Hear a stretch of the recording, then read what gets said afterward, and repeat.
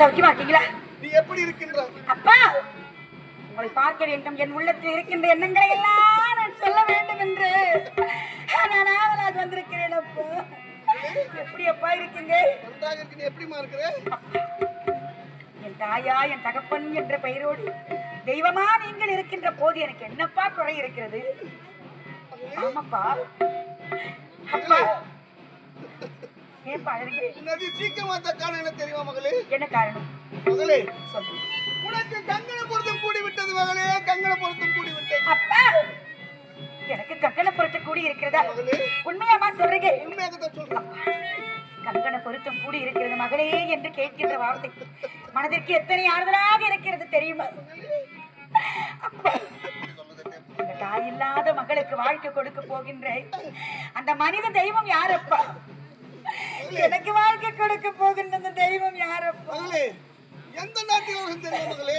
சொல்லுங்கப்பா. மதிவதனாபுரி நாடு. மதிவதனாபுரி நாடு. ராஜேந்திரனுடைய ஒரே மகன், ஒப்பற்ற மகன் சிவமணிக்கு உனக்கு தாப்பா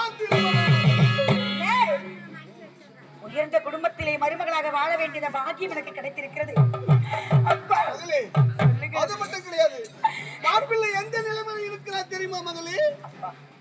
எந்த நிலையில் இருந்தாலும் நான் என் கணவராக ஏற்றுக் கொள்ளுகிறேன் அப்பா. உண்மைதான் அப்பா. சொல்லுங்க மகளே, அவர் எந்த நிலையில் இருக்க தெரியுமா மகளே? மகளே, எந்த நிலையில் இருந்தாலும் ஏற்றுக் கொள்ளுகிறேன். அவர் மாண்டு விட்ட பிறகு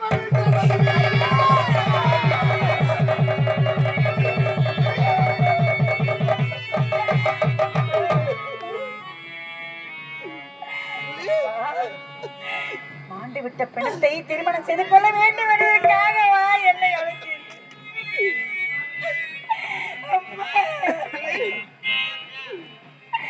இதை விட நான் பெண்ணாக உலகத்திலே பிறக்காமல் இருந்திருக்கலாம் அப்பா. நான் ஒரு நாள் நிம்மதியாக வாழ்ந்துவிட இல்லை அப்பா. எனக்கு மாண்டு போயிருக்கின்ற பிணத்தையா நீங்கள் கணவராக தேர்ந்தெடுத்திருக்கிறீர்கள் அப்பா. அப்படி திருமணம் செய்து கொள்ளவில்லை என்றால் உன்னுடைய சிறிய தாய் தாலி அறுத்து விட்டு தனி வழியில் செல்லுவிடு. தாலி அறுத்து விட்டு வீதியிலே போகின்ற போதின் சித்தன்மை பார்க்கின்றவரெல்லாம் எத்தனை கேவலமாக குடும்பத்தை பேசுவார்கள் தெரியும். கோட்டையிலேயே பிறந்த குடும்பமே குப்பை வேற்றுக்கு வந்து விட்டது. அரச குடும்பமே சீர்குலைந்ததே என்று என் தாய் வீட்டை படித்து பேசுகின்ற போது அந்த தாதிகளுக்கு நிற்பது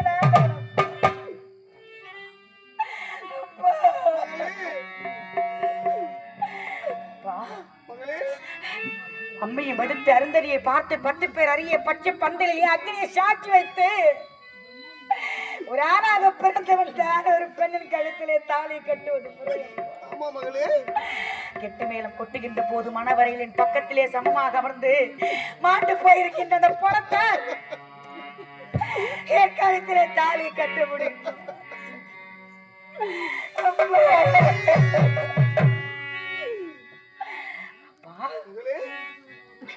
திருமணம் முடிந்ததுமே தாய் தகப்பன் இருவருமே சேர்ந்து மணமக்களையே வாழ்த்தினார்கள். என்னவென்று, என் அருமை செல்வங்களே, நீங்கள் 16 செல்வங்கள் பெற்று வாழ்க்கையில் நீடோடி வாழ வேண்டும் என்று தாய் தகப்பனும் அந்த மணமக்களை வாழ்த்துவார்கள். அப்பா, என் திருமணம் முடிந்த பிறகு என்ன என்னவென்று வாழ்த்துவீர்கள்? வாழ வேண்டும் என்று வாழ்த்தினீங்களா? இல்லை பிணத்தோட பிணமாக மகளே என்று என்ன வாழ்த்துவீங்களா?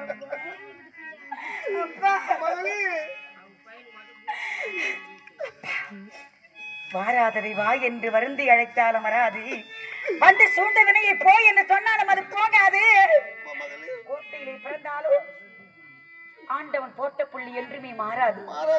அப்பா, இப்படிதான் நீ வாழ வேண்டும் என்று ஆண்டவன் எடுத்த முடிவு நாம் எடுக்க போகின்ற முடிவு அல்ல.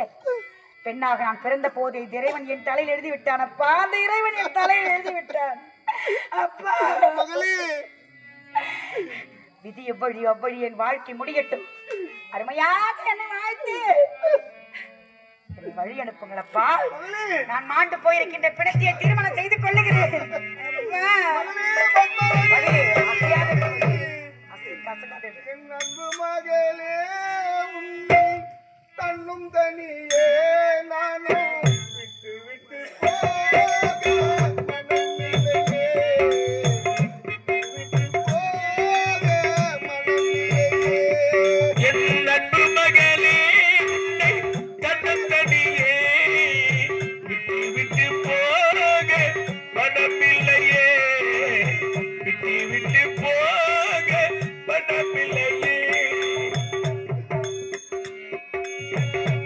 மகளே உன்னை தன்னந்தனியே நானும் போக மனமில்லையே.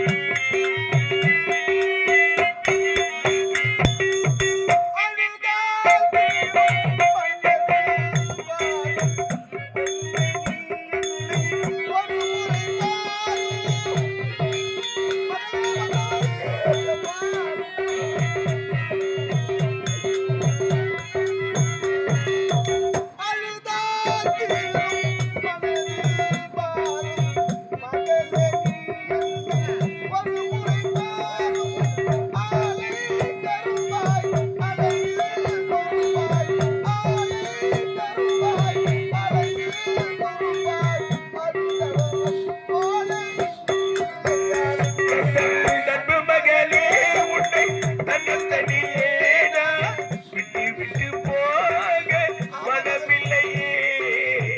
விட்டு விட்டு போக மனமில்லையே.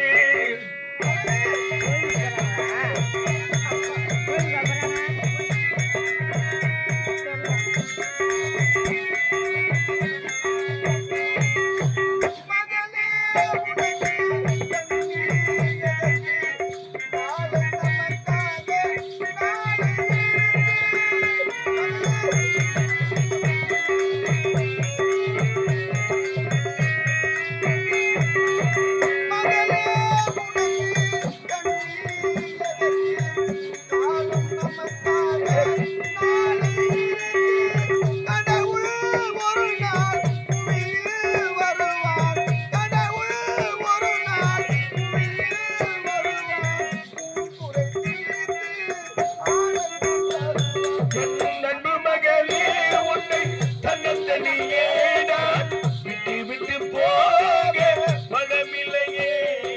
விட்டு விட்டு போக மனமில்லையே. அப்பா